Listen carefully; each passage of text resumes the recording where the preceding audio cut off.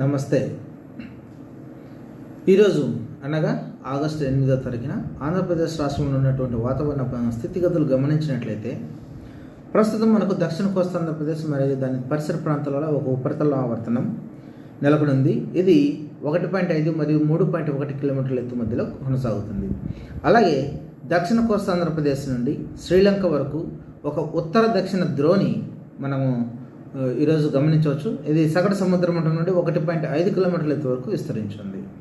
అలాగే మన పొరుగున ఉన్నటువంటి ఉత్తర అంతర కర్ణాటక దాని పరిసర ప్రాంతాలలో ఒక ఉపరితల ఆవర్తనం 5.8 కిలోమీటర్ల ఎత్తులో కొనసాగుతుంది. సో వీటి ఫలితంగా మనకు రాబో 3 రోజులు ఆంధ్రప్రదేశ్కు వాతావరణ హెచ్చరికలు గమనించినట్లయితే తేలికపాటి నుండి ఒక మోస్తరు వర్షాలు లేదా ఉరుములతో కూడినటువంటి జల్లులు మనకు రాయలసీమ మరియు కోస్తా ఆంధ్రప్రదేశ్లో అనేక చోట్ల సంభవించడానికి అవకాశం ఉంది.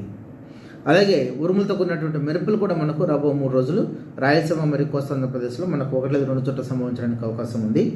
ఇక భారీ వర్షాలు చూసినట్లయితే ఈరోజు మనకు రాయలసీమలోని అన్ని జిల్లాలు కూడా దాదాపుగా అన్ని జిల్లాల్లో కూడా మనకు 1 లేదా 2 చోట్ల భారీ వర్షం రావడానికి అవకాశం ఉంది. అలాగే దక్షిణ కోస్తా ఆంధ్రప్రదేశ్లోని నెల్లూరు, ప్రకాశం జిల్లాలలో మనకు 1 లేదా 2 చోట్ల భారీ వర్షం రావడానికి అవకాశం ఉంది.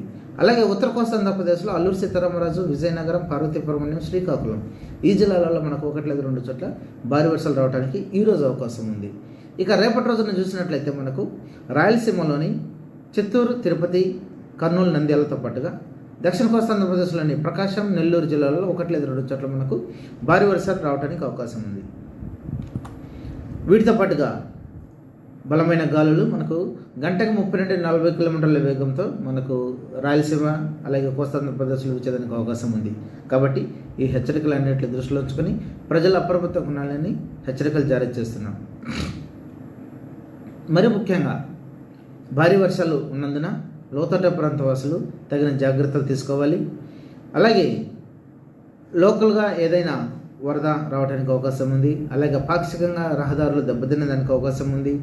ట్రాఫిక్ అంతరాయం ఏర్పడటానికి కూడా అవకాశం ఉంది. మరి ముఖ్యంగా ప్రధాన నగరాల్లో అలాగే అండర్ పాస్ ఉన్న చోట నీరు కూడా నిల్వ ఇచ్చేదానికి అవకాశం ఉంది.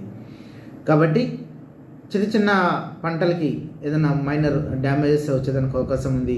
ఉరుములు మెరుపులు సంభవిస్తున్న సందర్భంలో రైతు కూలీలు, దైనందిన కూలీలు ఎటువంటి పరిస్థితుల్లో చెట్ల కిందకి వెళ్ళరాదని హెచ్చరికలు జారీ చేస్తున్నాం. అలాగే బలమైన గాలులు వీస్తున్నప్పుడు మనకు ఏదైనా చెట్ల కొమ్మలు కానీ లేకపోతే ఎండిపోయిన కొమ్మలు, విద్యుత్ తీగలు ఏమైనా పడిపోవడానికి అవకాశం ఉంది. కాబట్టి ఈ హెచ్చరికలను దృష్టిలో ఉంచుకోవాలని హెచ్చరికలు జారీ చేస్తున్నాం. నమస్తే.